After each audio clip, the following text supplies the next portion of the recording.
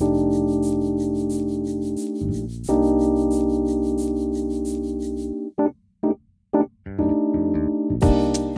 ljudi, u ovom videu pokazat ću vam kako da napravite puding od bundeve.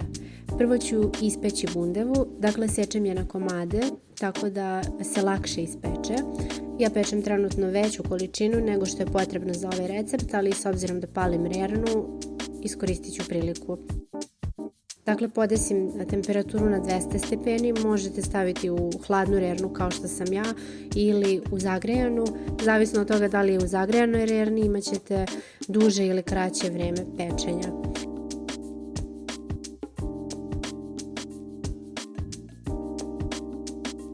Nakon 20 minuta smanjujem temperaturu i otklapam šerpu. Ako niste sigurni da li je bundeva pečena, proverite viljuškom. A sada recept koji je jako jednostavan i jako brzo se sprema.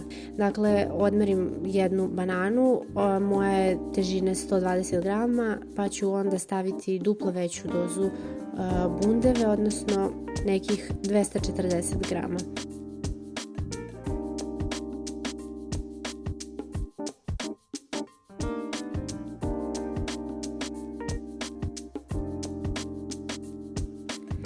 Zatim očistim suvo grožđe i sipam vodu tako da malo odstoji. Ono u vodi stoji dok gnječim ostale namirnice i spajam u puding.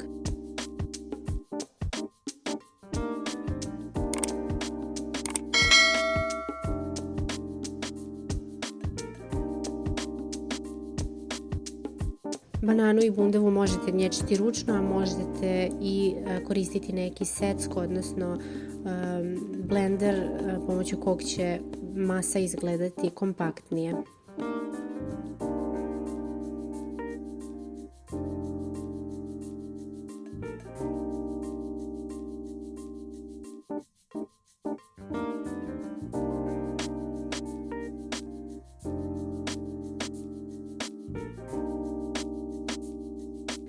Dodajem kakao, a ukoliko dodajete i crnu čokoladu, ne treba pretjerivati, tako da je jedna kašičica sasvim dovoljna.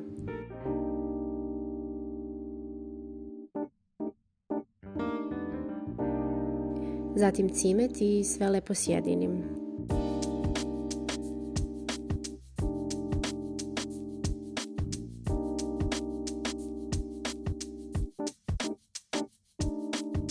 Crnu čokoladu možete dodati po izboru, ja je nekad stavljam, a nekad ne.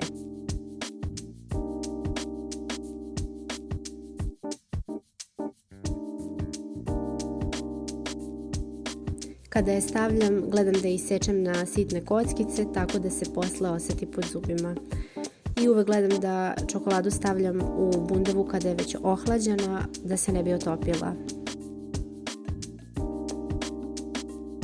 Zatim iscedim vodu iz suvog grožđa i sve lepo sjedinim.